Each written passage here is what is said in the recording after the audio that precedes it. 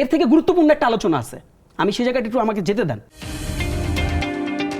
ওনার নিজের বাড়ি থাকতে পারে, সেখানে অফিস হতে পারে, ওনার পার্টি অফিস থাকতে পারে, সেটাকে তারা একটা অংশ এমপির জন্য ব্যবহার করতে পারেন। সেক্ষেত্রে প্রত্যেক উপজেলা এমপি যখন যাবেন ওইটি তার অফিস হতে পারে। তারপর উনি যদি সরকারি অফিস চান, সেটা তো একটা সরকারি প্রশাসনিক দপ্তরের মধ্যে হওয়া উচিত না।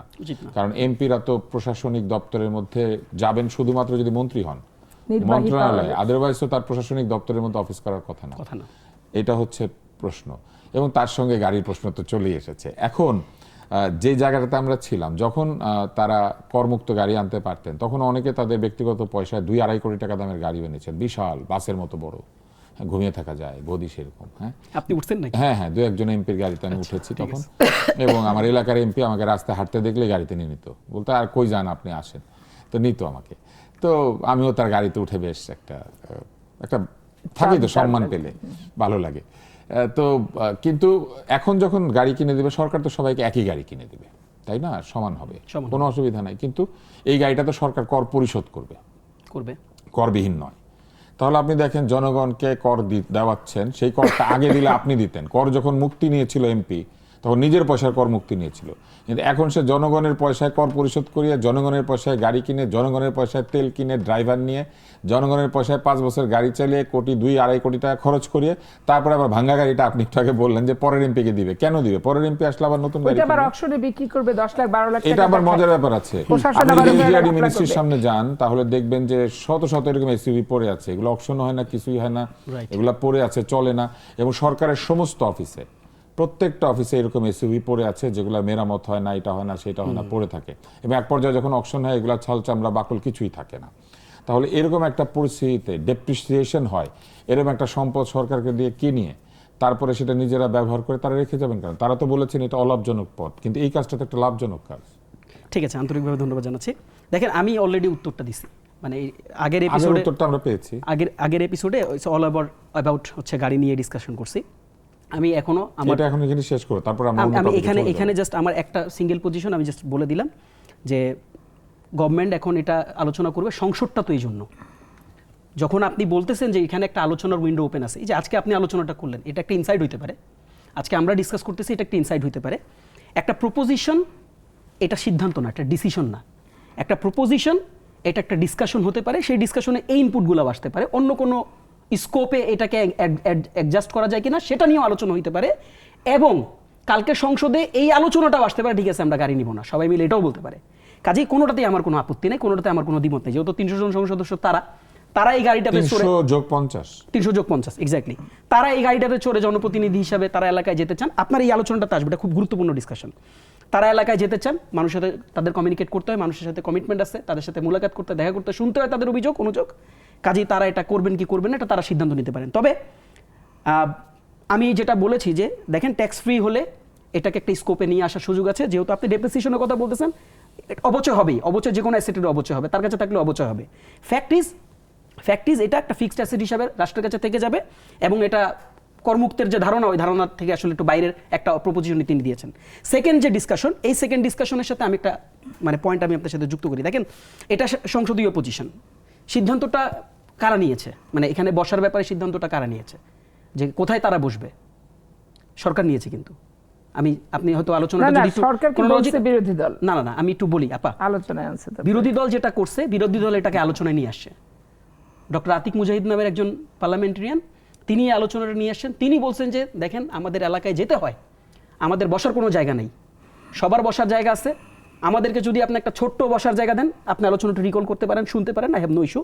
ছোট্ট যদি একটা জায়গা দিতে পারেন, আমরা অ্যাটলিস্ট যখন এলাকায় যাই, আমরা মানুষের সাথে কমিউনিকেট করতে পারবো। ওইখানে নির্বাচনের আগে কোথায় বসে করতে কোনো সমস্যা নেই, নির্বাচনের আগে তিনি তার বাসায় বসে করুক, তিনি এখন একজন জনপ্রতিনিধি। তুষার ভাই, আমি একটা বলি, আপনি যদি সরকারের উপর এখন ব্যয় চাপিয়ে দিচ্ছেন, না ইটস ভ্যাট চাপিয়ে দিচ্ছে সরকার, সে তো জনপ্রতিনিধি, ব্যয় চাপিয়ে দিচ্ছে তো, তিনি জনপ্রতিনিধি একটা অফিসার না। আমরা যে জিনিসটাকে যেই ফরম্যাটে দেখতেছি, যে বিরাট আকারে দেখতেছি, এর থেকে গুরুত্বপূর্ণ একটা আলোচনা আছে, আমি সেই জায়গাটা একটু আমাকে যেতে দেন, আই ইনসিস্ট। সেটা হচ্ছে যে দেখেন, কেসটা কোথায়? কেসটা এখানে না, কেসটা হচ্ছে স্থানীয় প্রশাসন ভার্সেস জনপ্রতিনিধি। ভাই, এখানে আরো মোর ক্রিটিক্যাল ডিসকাশন হবে কেন? আমাকে একটু বলতে দেন। প্রশাসন তো জনপ্রতিনিধির সঙ্গে বন্ধুত্বপূর্ণ পরিবেশে থাকবে, এটা ভার্সাস কেন? আপনি একটু আগে আপনি আলোচনাটা কি করছেন একটু রিকল করে দেখেন। একই আলোচনাই করেছি। আমার পাপিয়া কথা হচ্ছে আপা যে আলোচনাটা প্রশাসনের মধ্যে জনপ্রতিনিধির গিয়ে বসে থাকা উচিত না। আমার কাছে এখন যেটা মনে হচ্ছে যে আমি যাই বলবো আপনি এটা বিরোধিতা করবেন, ব্যাপারটা না, এই জায়গায় না। আমি বিরোধিতা একটু কেন বলি, করবো? আমি একটু এক্সটেন্ড করি, আমি আলোচনাটা একটু এক্সটেন্ড করি। কাজেই দেখেন, আমার কাছে যেটা মনে হয়েছে যে এটা রাষ্ট্র এখন সিলেক্ট করছে, রাষ্ট্র পজিশনটা মানে সরকার পক্ষ ট্রেজারি বেঞ্চ পজিশনটা সিলেক্ট করছে। এখন তারা এই পজিশন সিলেকশনের ক্ষেত্রে কি কি মেরিট বিবেচনা করছে এটা আমার উত্তর দেওয়ার সুযোগ নাই। সরকারি দল হিসাবে সরকারি দলের কোনো যদি মন্ত্রী থাকে, এমপি থাকে, তার গণপূর্ত বিভাগের কেউ যদি থাকে, বা এই সিদ্ধান্তের সাথে যারা সম্পৃক্ত তারা এটার উত্তর দিতে পারবে ওই জায়গাটাতেই কেন সিলেক্ট করলো। আতিক মুজাহিদ তো একটা জায়গা চাইছিল, সিম্পল। এখন ওইটা হলো উত্তরটা আসলে সরকার ট্রেজারি বেঞ্চের কাছে। পাপিয়া সরকারি দলকে রিপ্রেজেন্ট করেন, তিনি যদি উত্তরটা জানেন তিনি উত্তরটা দিতে পারেন। আমার এই উত্তরটা দেওয়ার ক্যাপাসিটি নাই আসলে।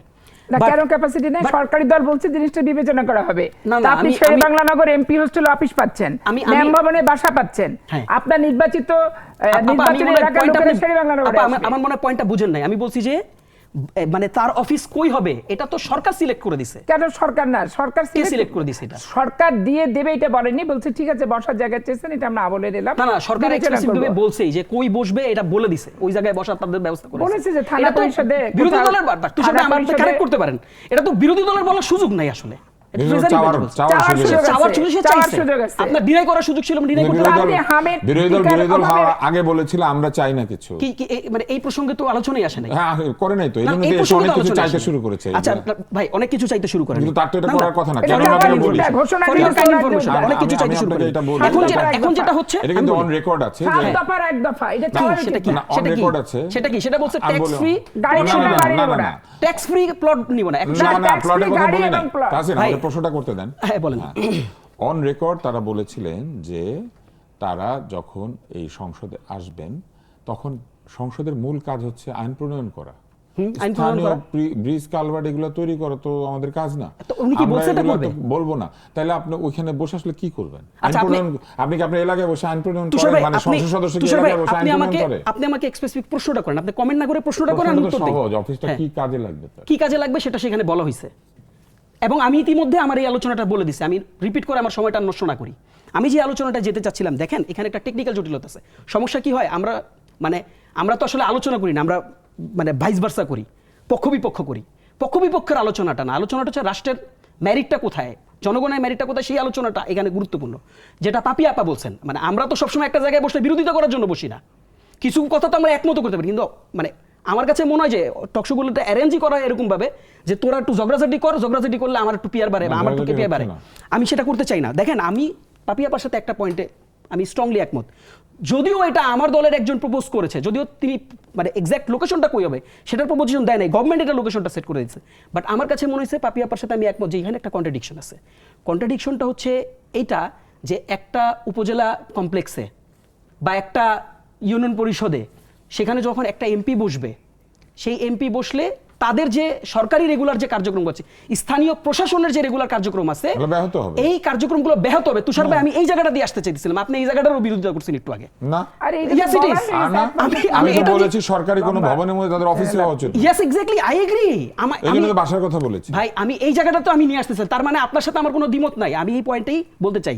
এখন দেখেন, আমরা সবসময় একটা কথা বলছি, এটা রাষ্ট্রীয় প্রশ্ন, একটা সরকারি প্রশ্ন না, বিরোধী দলের প্রশ্ন না, আমরা একটা জাতীয় প্রশ্নের কথা বলি। সেটা কি জানেন? সেটা হচ্ছে আমরা দেখেন যখনই বক্তব্য বিবৃতি করি, যখনই সংস্কারের প্রশ্ন আসে, যখনই নতুনের প্রশ্ন আসে, নতুন বন্দোবস্তের প্রশ্ন, আমরা সবাই একটা কথা বলি। কি বলি? আমরা বলি যে স্থানীয় সরকারকে এম্পাওয়ার করতে হবে, পাওয়ারফুল করতে হবে।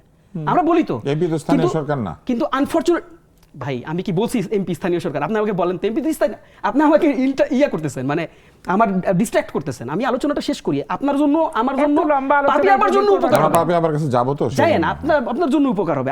আমার নিজের স্বার্থে বলতেছি না, আমার দলের স্বার্থেও বলতেছি না, এটা বলছি। কাজেই দেখেন, যখন আপনি স্থানীয় সরকারকে এম্পাওয়ারের কথা বলেন, স্থানীয় সরকারকে এম্পাওয়ার করার কথা বলে আপনার স্থানীয় সরকারের মাথার উপর 3 তলায় বলছে, কিন্তু 3 তলায় আপনি এমপি সাহেবের বসায় দেন, এটা তার রেগুলার কার্যক্রমকে ব্যাহত করে। কাজেই একটা অফিস হইতে পারে, একটা কুড়ে ঘর হইতে পারে, একটা ছোট টিনের অফিস হইতে পারে, সে তো বলে নাই যে আমার এসি অফিস দিতে হবে, হইতে পারে, কিন্তু এই যে স্থানীয় সরকার প্রশাসন ব্যবস্থার ভিতরে ওই বিল্ডিং এর ভিতরে অফিস ঢুকায় দেওয়াটা আমার কাছে মনে হয় যে ব্যক্তিগতভাবে আমার কাছে মনে হয় যে এই বিষয়টা দ্বিমত করার মতন একটা বিষয়।